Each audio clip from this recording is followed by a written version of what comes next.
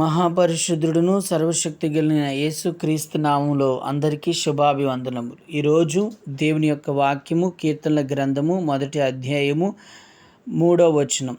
అతడు నీటి కాలువల యొరన నాటబడినదై ఆకు వాడక తన కాలమందు ఫలమిచ్చు చెట్టు వలె నుండును. అతడు చేనుదంతయు సఫలమగును.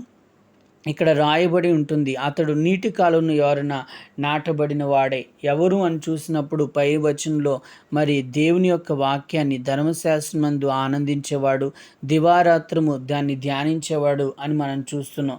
దేవుని యొక్క వాక్యం అని చూసినప్పుడు ఆ వాక్యం మనల్ని ఏం చేస్తుందంటే శుద్ధి చేస్తుందని, ఇంకా మనం చూసినట్టయితే త్రాగే నీటికి పరిశుద్ధాత్మకు సాదృశ్యంగా అక్కడ రాయబడి ఉంటుంది. దేవుని యొక్క వాక్యం మనలోనికి వచ్చి నదులను ప్రవహింపచేసి సేద తీర్చి మనలకు శక్తిగా మారుతుంది.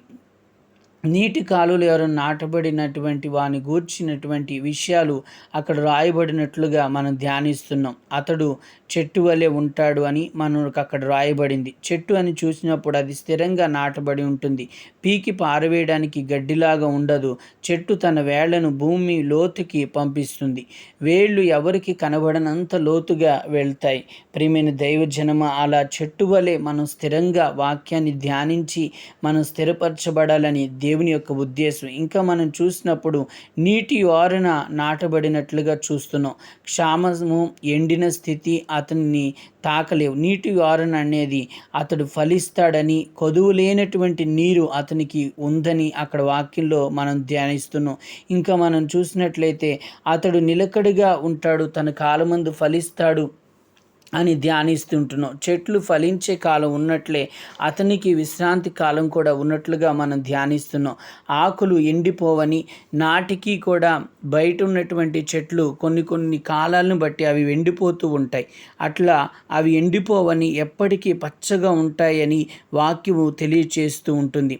అతడు చేయనిదంతయు సఫలమవుతుందని వాక్యం తెలియజేస్తుంది. అంటే అతని కుటుంబ జీవితం, అతని వ్యాపార జీవితం, అతని సంఘ జీవితం, అతని వ్యక్తిగత జీవితం నిత్యము సంతోష భరితుడిగా ఉంటాడని వాక్యం సెలవిస్తుంది. నిత్యముగా ఇలాగ మనందరము ఫలిద్దాము, వాక్యాన్ని ధ్యానిద్దాము. అలాంటి ఫలవంతమైన జీవితాన్ని మనందరికీ మన దేవుడు అనుగ్రహించునుగాక. ప్రార్థన. కృపగల దేవ, దయగలిగిన రాజా, మీకు స్తోత్రం నాయన. ఈ దినం మాతో మీరు మాట్లాడారు నాయన.